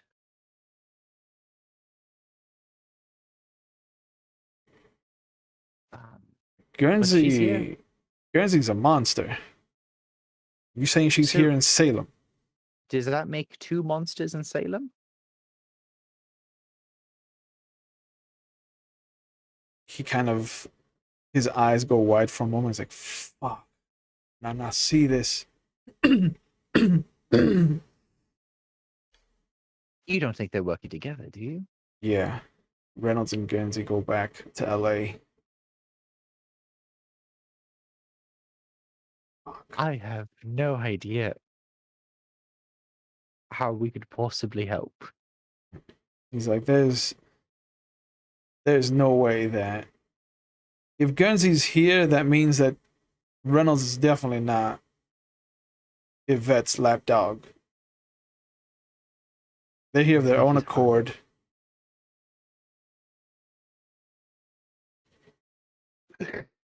So if I understand correctly, Yvette is acting on her own accord completely, doing her own thing, and then Guernsey and Reynolds are doing their own thing, and now just these two things are colliding at the same time.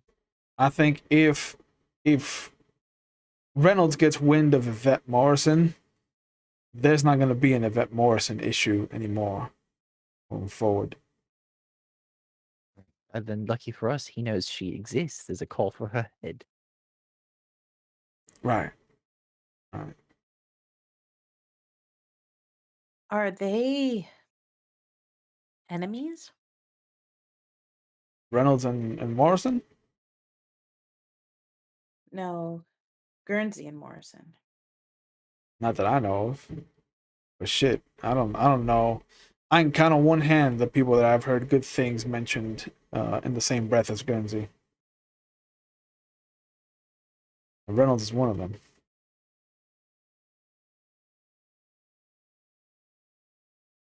All right, that I will definitely pass up to Geraldine and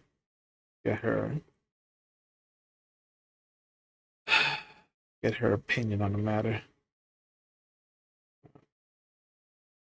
You two need to be careful moving forward, because if Reynolds and Guernsey are behind these Caitiff, I can assure you there's definitely a third party involved. Wonderful. Now this means also that Reynolds was being truthful about his bid for Baron. That's an issue.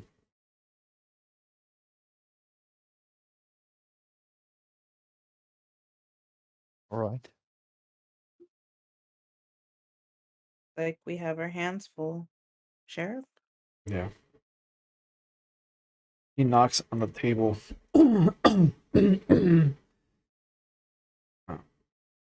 I hope that this Caitiff issue is not attached to the two of them, and that you can bring me back some good news again. Working on it. But my gut's saying otherwise, and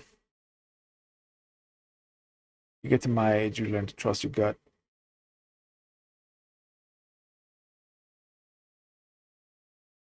You two be safe. You too, Sheriff. Gets up, walks out. I'm gonna pour some of my coffee on the floor. Okay. Like, without, like sneakily. Yeah. You see it's almost as if you didn't even have to have that thought. The moment you grab the coffee kind of pot that's there, there's a sudden moment where your whole body shudders and your hand goes limp and the whole pot just drops. And for the first time, you have, without a shadow of a doubt, experienced the loss of your sire. You know factually she is no longer part of this world. It has reverberated straight down through you, and you can only imagine it has reverberated straight down into the rest of her childer.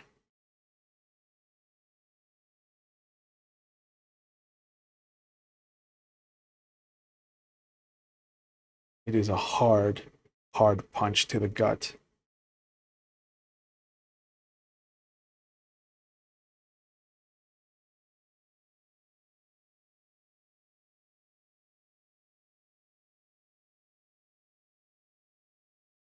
Albert, is everything okay? You look paler than usual. Honey, it's time to go home. Your hand is shaking as it reaches for the folder that the sheriff has dropped off.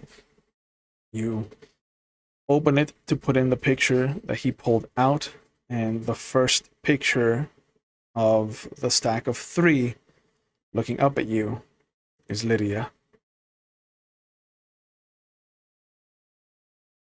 And this is where we'll stop for tonight. I'd like to thank everybody that tuned in. Please, please, please get yourselves vaccinated if you haven't. Please keep wearing your masks if you have to. Please keep your distance. Wash your hands, of course. And as always, we take mental health very seriously on this channel. If you're watching live, there will be some phone numbers going up in our Twitch chat that you can kind of reach out, get some help if you need it. Mental health should not be stigmatized or sit behind a taboo. So if you feel like you need help, please go out and get it. If you're a friend or family member of somebody that is usually a strong or happy-go-lucky personality, please reach out to them, because you never know what somebody's going through. And, we have to take care of ourselves and each other. And I hope that we are coming out of this at the other end. And with that, I will see you guys on Wednesday for our Legend of the Five Rings game, or on Friday for our Star Wars Out in the Dark. And if not, I will see you on Monday for our Anarch chapter of Salem by Night. Good night. Be safe.